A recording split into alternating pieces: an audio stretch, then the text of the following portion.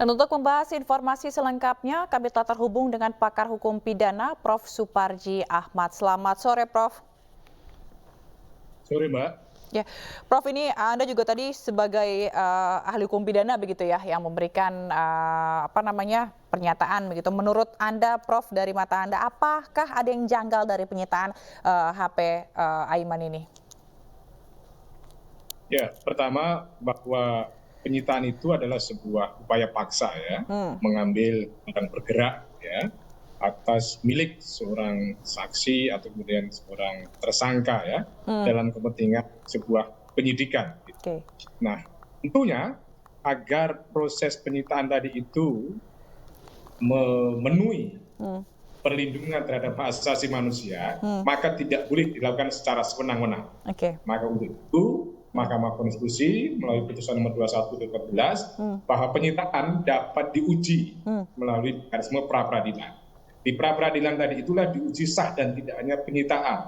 Nah, dalam konteks kasus penyitaan barang milik Mas Aiman, ada beberapa hal kejanggalan. Pertama adalah kaitannya dengan izin penyitaan tadi itu. Yang nada tangani adalah Wakil Ketua Pengadilan Negeri. Padahal di pasal 38 itu jelas proses penyitaan itu hanya dapat dilakukan atas izin Ketua Pengadilan Negeri setempat. Jadi jelas dan terang-benderang izin tadi itu yang tanda tangan adalah Ketua Pengadilan Negeri setempat, tidak bisa ditafsirkan yang lain. Kalau kemudian ada aturan internal tidak boleh bertentangan dengan KUHAP tadi itu.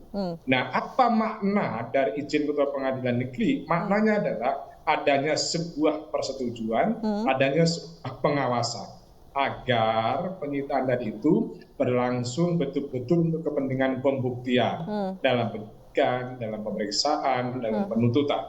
Nah, jadi ya itu tidak boleh dilakukan secara sewenang-wenang. Maka hakim terlibat melalui sebuah penetapan itu. Kemudian yang kedua, kejanggalan yang terjadi adalah kaitannya dengan barang yang disita. Mestinya barang yang disita tadi itu harus rinci, harus jelas ya, tidak bisa melebihi dari apa yang ditetapkan dalam proses penyitaan tadi itu. Nah, yang terjadi dalam kasus ini adalah di penetapan pertama itu hanya satu objek saja, input. Tapi pada kenyataannya ada objek-objek lain yang disita. Itu tentunya adalah tidak sesuai dengan penetapan pengadilan negeri. Kejanggalan yang ketiga adalah bahwa ada penetapan yang kedua, di mana barang yang disita tadi itu sudah dilakukan penyitaan terlebih dahulu, baru dilakukan penetapan pengadilan menggunakan ketentuan pasal 38 ayat 2 KUHP. Padahal pasal 38 ayat 2 KUHP itu dapat diterapkan jika ada satu keadaan yang perlu dan mendesak, dan kemudian penyidik harus segera bertindak, dan kemudian tidak ada kesempatan untuk minta persetujuan dari pengadilan negeri, maka dapat dilakukan penyitaan terlebih dahulu, setelah itu melakukan pemberitahuan untuk mendapatkan persetujuan atas penyitaan tadi itu. Jadi tidak ada satu keadaan mendesak, tidak ada satu keadaan darurat yang kemudian dilakukan penyitaan, tetapi faktanya itu terjadi. Kemudian yang keempat adalah kejanggalan terkait dengan barang bukti yang dikaitkan dengan jenis tindak pidana yang sedang dilakukan penyidikan, yaitu pasal 14, pasal 15, Undang-Undang Nomor 1 1946. Pasal 14 ayat 1 adalah penyebaran berita bohong yang dengan sengaja menimbulkan keonaran. Barang apa yang punya disita tentunya adalah bukti tentang keonaran. Barang bukti tentang berita bohong itu. Kalau ayat 2-nya adalah berita yang tidak jelas, berita yang kabar angin, itu harus ada buktinya. Atau kemudian yang 14 itu adalah berita yang ditambahi, dikurangi, terus kemudian disebarkan. Jadi ada 4 kejanggalan setidak-tidaknya yang menunjukkan proses penyitaan tadi. Kembalikan kepada hakim tunggal, pengadilan kesehatan, untuk mengatakan apakah sah atau tidak penyitaan tadi itu. Oke, berarti kalau dari pandangannya Prof dengan tadi bilang soal mengenai aturan penandatanganan surat penyitaan yang melanggar KUHP dan seperti itu dan tidak adanya urgensi, itu artinya berarti penyitaan barang bukti Aiman ini tidak sah begitu. Dan apakah itu artinya juga proses peradilan Aiman ini memiliki peluang besar untuk menang, Prof?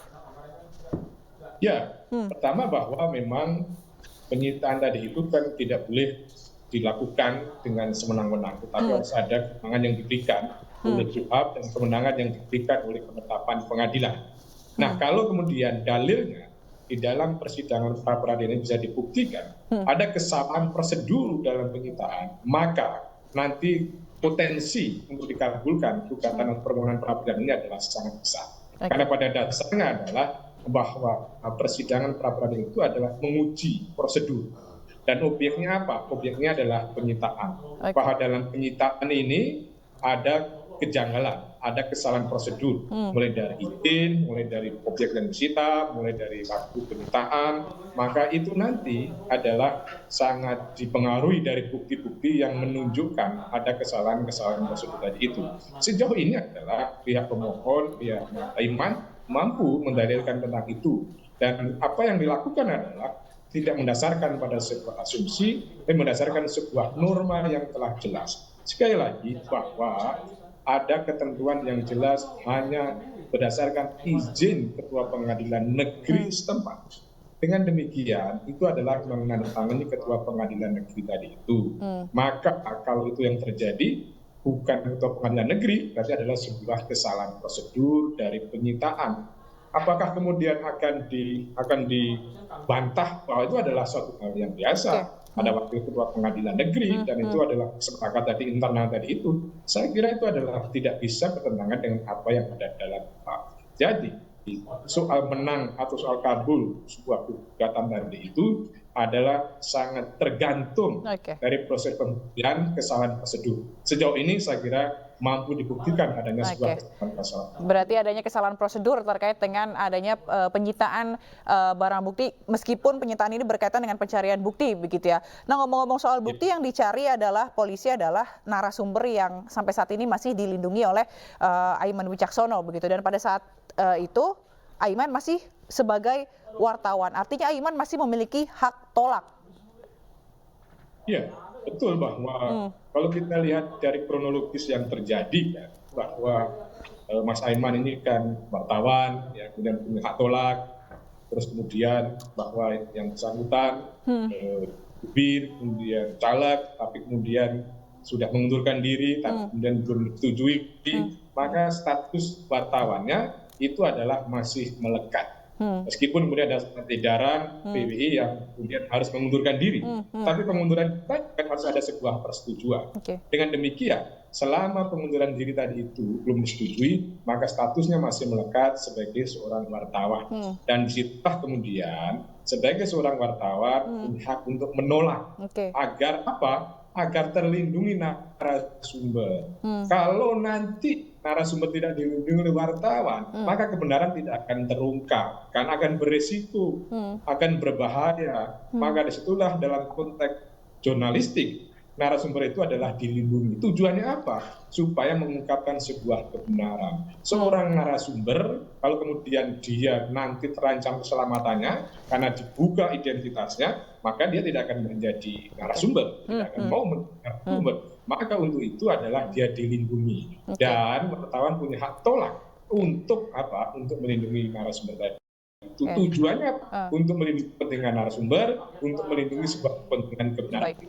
Berarti kalau dengan adanya hak tolak yang tertuang atau tertulis dalam Undang-Undang Pers, itu artinya Undang-Undang Pers ini dilanggar dong, Prof?